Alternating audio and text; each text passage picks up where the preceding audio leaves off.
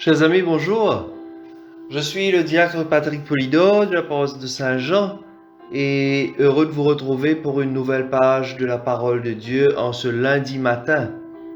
Nous poursuivons notre découverte du livre de la Genèse qui nous est proposé comme première lecture pour la liturgie de la messe. Et aujourd'hui, nous sommes au chapitre 18, les versets 16 à 33. Écoutons.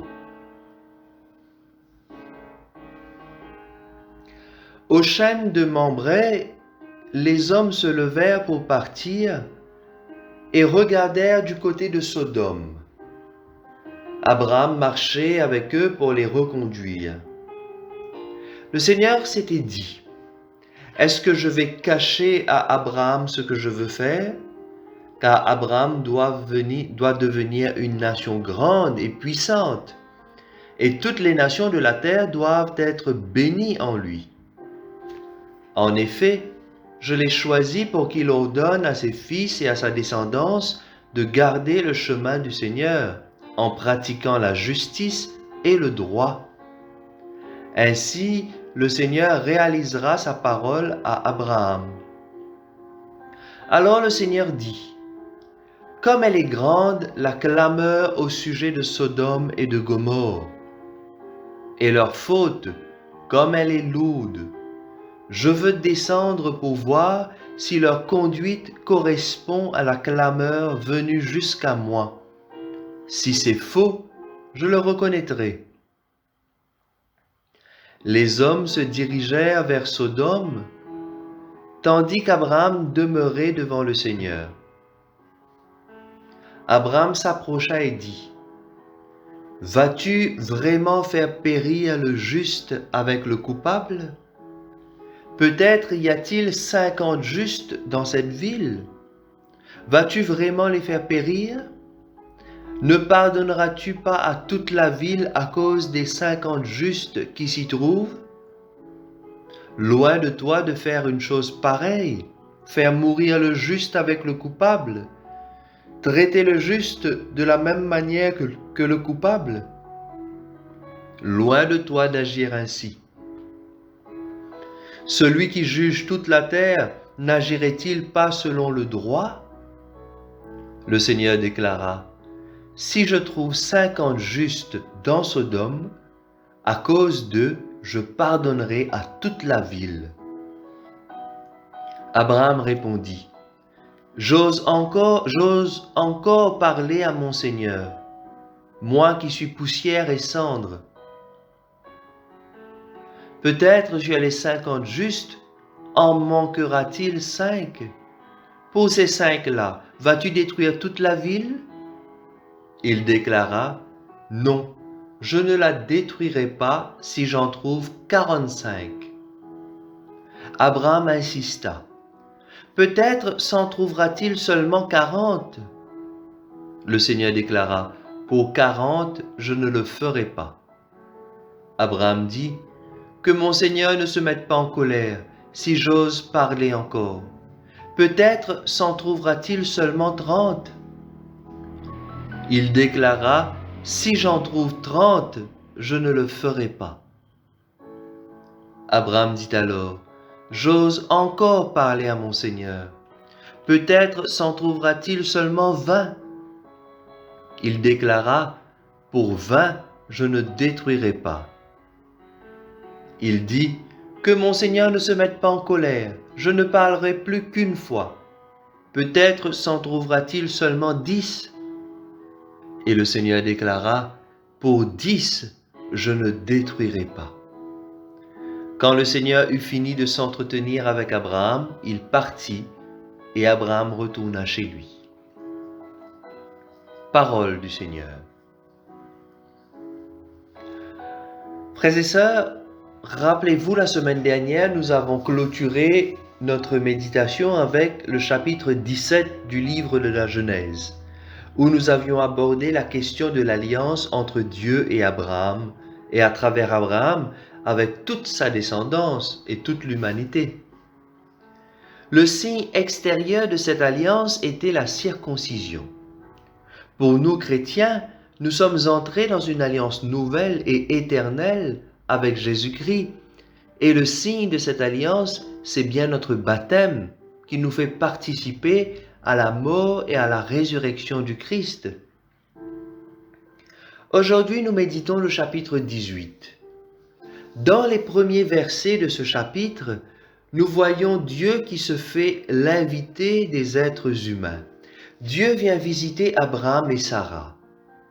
La visite a pour but de montrer l'alliance comme un signe de l'amour et de la confiance de Dieu envers les hommes. C'est déjà là une annonce de ce que sera l'incarnation. Car la naissance de Dieu parmi les hommes, Jésus qui prend notre humanité, c'est également pour montrer l'amour et la confiance de Dieu pour l'homme.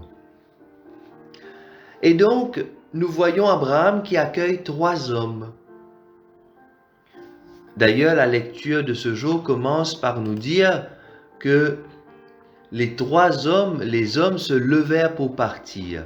C'est donc ces 3 hommes que Abraham a accueillis chez lui. L'accueil que fait Abraham confirme son sens de l'hospitalité. Abraham comprend qu'il ne réalise pas plutôt tout de suite que ces hommes, c'est Dieu lui-même. Il va réaliser cela quand ils vont lui annoncer la naissance de son fils Isaac. C'est là qu'il réalise qu'il parle avec Dieu, sans même le savoir. Voilà la première partie du chapitre 18 de la Genèse. Et la deuxième partie est celle que nous avons lue et que nous écouterons lors des messes aujourd'hui, comme première lecture. Cette deuxième partie montre le lien étroit d'amitié entre Dieu et l'homme. Ce lien a été rompu par le péché. Vous saviez à quel point les habitants de Sodome et de Gomorrhe vivaient dans l'immoralité. Mais ce passage, ce matin, nous présente Abraham comme un intercesseur pour le peuple. Dieu révèle à Abraham son projet de détruire toute cette ville. Mais Abraham va intercéder pour le peuple en disant à Dieu, « Mais vas-tu détruire toute cette ville même s'il n'y a que 10 justes ?» Et Dieu va écouter la supplication d'Abraham. Voyons de plus près de quoi il s'agit, frères et sœurs. Dieu révèle à Abraham sa décision d'aller à Sodome pour vérifier si tout ce qu'on dit de mauvais sur cette cité est vrai. Rappelez-vous, Abraham a son neveu dans cette ville. Nous avons vu la semaine dernière que Lot, le neveu d'Abraham, avait choisi de faire sa demeure dans cette ville. Et d'ailleurs, c'est Abraham et ses hommes qui l'avaient libéré, ainsi que le roi de Sodome, des mains des autres rois qui les avaient attaqués. Et donc Abraham s'inquiète pour son neveu et il commence à intercéder auprès de Dieu afin que cette ville soit épargnée par amour pour les justes qui y vivent également. Abraham s'adresse à Dieu comme il parle à un ami. Il faut bien comprendre, chers amis, que selon le chapitre 19, le chapitre qui suit de la Genèse, l'homosexualité était le péché pour lequel Sodome et Gomorrhe ont été détruites. D'ailleurs, le mot sodomie dérive du nom de cette ville, Sodome. Mais il y avait aussi d'autres péchés, comme l'injustice sociale, l'orgueil, la gourmandise, le refus d'aider les pauvres et les nécessiteux, ou encore l'immoralité générale. Enfin, malgré tout cela, Abraham se met à intercéder pour le peuple et à demander à Dieu de ne pas tuer le juste avec le méchant. Et Dieu écoute son ami et répond favorablement à ses prières. Frères et sœurs, la parole de Dieu regorge d'exemples où nous voyons les prophètes intercéder, prier pour le peuple. Cela nous montre encore une fois le pouvoir de la prière d'intercession. C'est d'ailleurs ce que font les prêtres à chaque messe. À chaque messe, à chaque Eucharistie, le prêtre intercède pour le peuple. Ne doutons jamais du fait que le Seigneur écoute nos prières. Quand un cœur sincère crie vers lui, le Seigneur entend. Par contre, sa réponse ne correspond peut-être pas toujours à ce que nous lui demandons, mais il répond toujours, parce qu'il sait ce qui est mieux pour nous. Rappelez-vous, ne pas obtenir ce que nous voulons est parfois un merveilleux coup de chance. De plus, Dieu nous a donné les moyens pour vivre heureux. Comme dit le psaume, il a tout mis sous nos pieds. Mais ce qui manque, c'est la conversion du cœur de l'homme. Si véritablement chaque personne vivait sous la conduite de Dieu en se laissant guider par le commandement de l'amour du prochain, comme nous l'enseigne Jésus, notre monde serait un paradis. Malheureusement, beaucoup de personnes vivent comme s'ils ne connaissaient pas Dieu. N'oublions jamais que tous nous aurons des comptes à rendre un jour au Seigneur. Alors demandons à Dieu en ce jour de nous apprendre à prier avec foi, à parler avec lui comme à un ami, comme le fait Abraham, et à toujours rechercher à vivre sous son regard. Amen.